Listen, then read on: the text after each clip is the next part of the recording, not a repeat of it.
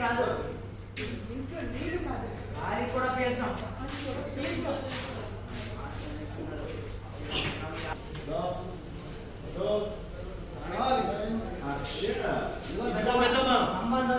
సంబంధం లేదు, ఏమి లేదు.